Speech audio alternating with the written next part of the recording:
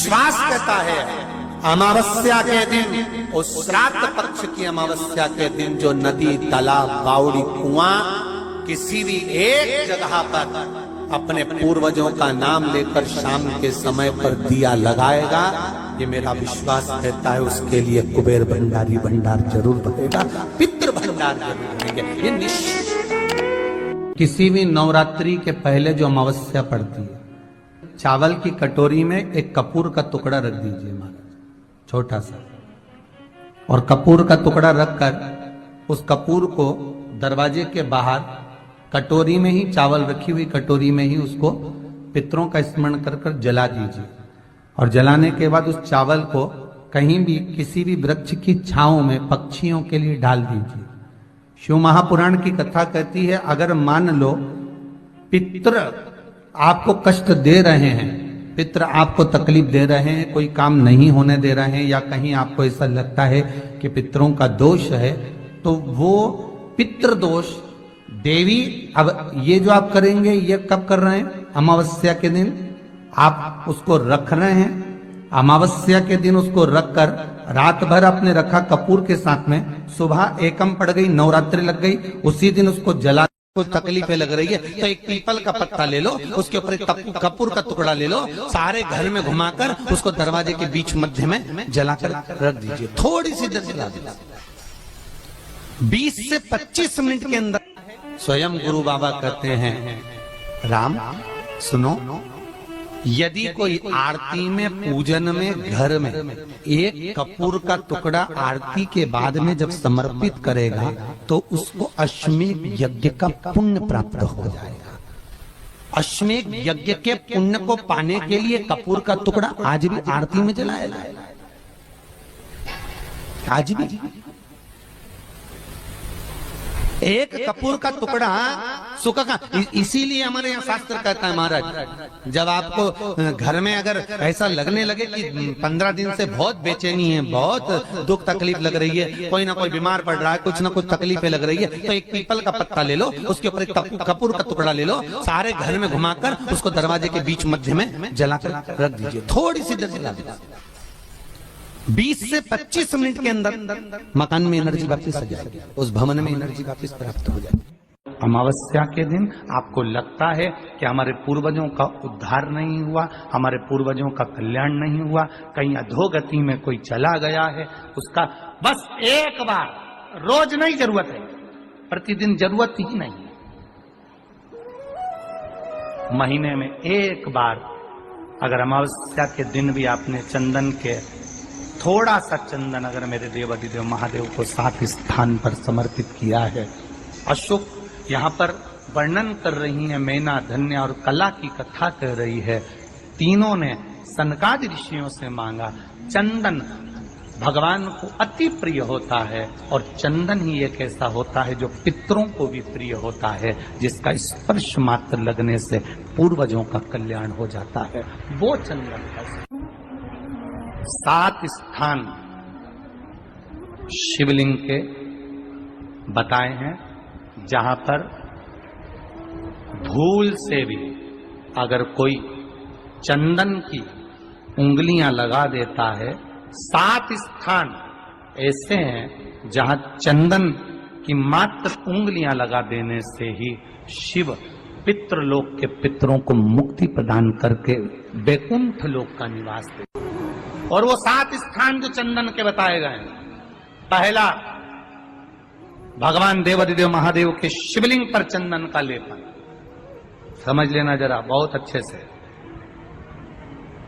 आपको लगता है स्वप्न में कोई मुर्दे दिख रहे हैं, या कोई जल रहा है, या कोई मर रहा है, या कोई चला गया है, ऐसा भय लगता है।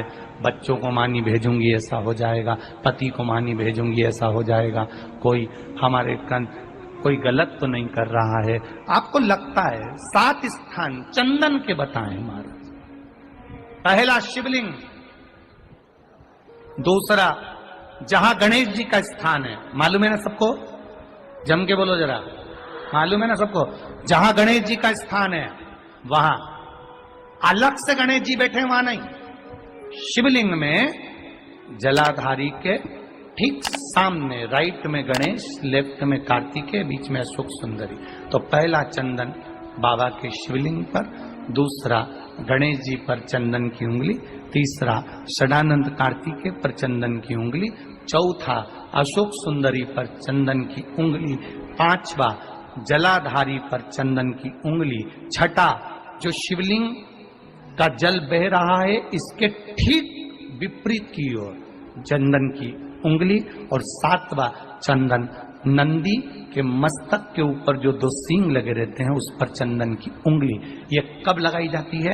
या तो अमावस्या के दिन आपको लगता है कि हमारे पूर्वजों का उद्धार नहीं हुआ, हमारे पूर्वजों का कल्याण नहीं हुआ, कहीं अधोगति में कोई चला गया है, उसका बस एक बार, रोज नहीं जरूरत है, प्रतिदिन जरूरत ही नहीं, महीने में एक बार अगर अमावस्या के दिन भी आपने चंदन के थोड़ा सा चंदन अगर मेरे देवाधिदेव महादेव को 7 स्थान पर समर्पित किया है। अशोक यहाँ पर वर्णन कर रही है, मैना, धन्य और कला की कथा कर रही है। तीनों ने सनकादि ऋषियों से मांगा। चंदन भगवान को अति प्रिय होता है और चंदन ही एक ऐसा होता है जो पितरों को भी प्रिय होता है, जिसका स्पर्श मात्र लगने से पूर्वजों का कल्याण हो जाता है, वो चंदन का। आपके घर में पितृदोष है, आपको ऐसा महसूस होता है, आपको लगता है, तो किसी भी नवरात्रि के पहले जो अमावस्या पड़ती है, मान लो अपन अमावस्या पड़ी, आप एक अंदाजा लगाइए तो। यार अभी ना मुझे एक ऐप मिली एस्ट्रोटॉक नाम की। अबे नहीं, मैं कुछ रिव्यू नहीं कर रहा हूं। जिस दिन अमावस्या रहे उस दिन चावल की कटोरी में एक कपूर का टुकड़ा रख दीजिए महाराज, छोटा सा, और कपूर का टुकड़ा रखकर उस कपूर को दरवाजे के बाहर कटोरी में ही, चावल रखी हुई कटोरी में ही उसको पितरों का स्मरण कर कर जला दीजिए।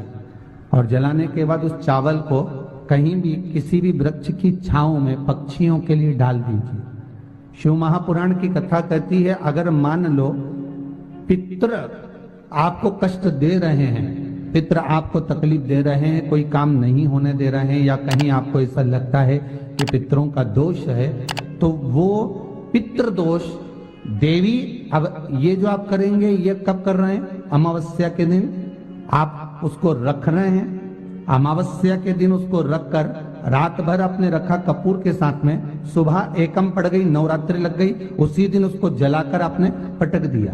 अर्थात उससे देवी और पितृ इन दोनों का आशीर्वाद जो प्राप्त होता है, तो घर में से पितृदोष समाप्त होकर लक्ष्मी की वृद्धि प्रारंभ हो जाती है, कार्य में सिद्धता आ जाती है। मान लो अगर पितृदोष है तो करो, नहीं है बड़ी अलमस्ती से रहो, तो ये पितृदोष का स्मरण। तो यहाँ शास्त्र कह रहा है कि पितरों का जो लोक होता है, पितर जो लोक होता है, उस पितृ लोक में 64 योगिनियां प्रवेश नहीं करती। शिव महापुराण कर रही है, शंकर की कथा कर रही है। अमावस्या के दिन प्रदोष काल में, प्रदोष के समय पर, प्रदोष काल में शाम के समय पर जाकर किसी भी नदी, तालाब, बावड़ी, कुआं, कहीं ना कहीं जो आपके पास में हो, वहां पर एक घी का दिया, बत्ती का मुंह दक्षिण की ओर कर कर अवश्य जला कर जाना, सारे पितृ दोष समाप्त हो जाएगा। अगर नदी, तालाब, बावड़ी, कुआं नहीं है तो पीपल का वृक्ष हो या बेलपत्री का वृक्ष हो या बट का वृक्ष हो, उसके नीचे लगा दो प्रदोष काल में। पर अमावस्या के दिन लगाएं जरूर। क्यों? क्योंकि अमावस्या 16 दिन तक पितृ मृत्यु लोक में आने के बाद में भोजन ग्रहण करते हैं। अमावस्या के दिन पितृ शाम के समय प्रदोष काल में शंकर भगवान का नाम जाप कर कर नदी, तालाब, बावड़ी पर पानी पीने जाते हैं। वहां से जल का आचमन कर कर पितृ अपने लोक को चले जाते हैं प्रदोष काल के समय पर। इसलिए प्रदोष काल में जलाशय के पास में बावड़ी, कुआं, नदी, तालाब के किनारे पर दिया लगाया जाता है दक्षिण की ओर मुख कर कर बत्ती का, तो पितृ आशीर्वाद देते हुए जाते हैं कि फलो फूलो, आगे बढ़ो, उन्नति करो, तरक्की करो। ये पितरों का आशीर्वाद रहता है, पितरों का वर रहता है। आप देंगे, कुछ करा ना करा, फिर अमावस्या के दिन उस दिन दिया दक्षिण की ओर बाती का मुख कर इनके यहाँ पितृदोष होता है, काल सर्प दोष होता है, वास्तु दोष होता है, उनको ज्यादा कुछ नहीं करना होना। महाराज एक बेल का फल लीजिए, फल बेलपत्री का जो फल होता है उसको ले लो, उसके अंदर का जो गुर्दा होता है, अंदर का जो भाग होता है उसको निकाल दीजिए और उस बेल के फल में आटा सेक कर उसमें शक्कर मिलाकर उसको उसके अंदर भर लीजिए। अमावस्या के दिन सुबह 10 बजे से पहले उस बेल फल में जिसमें तुमने पंजेरी भरी है, आटा सेक कर भरा है शक्कर के साथ में, उसको अपने घर में घुमाने के बाद में जिसको काल सर्प दोष बताया है, पितृदोष बताया है या वास्तु दोष का स्मरण बताया है, घर में सब दूर घुमाकर अपने परिवार का हाथ का स्पर्श कराकर पीपल के पेड़ के नीचे खड्डा खोदकर उस बेलपत्र के उस फल को दाब दीजिए, उस फल को उसमें दबाइए। केवल एक अमावस्या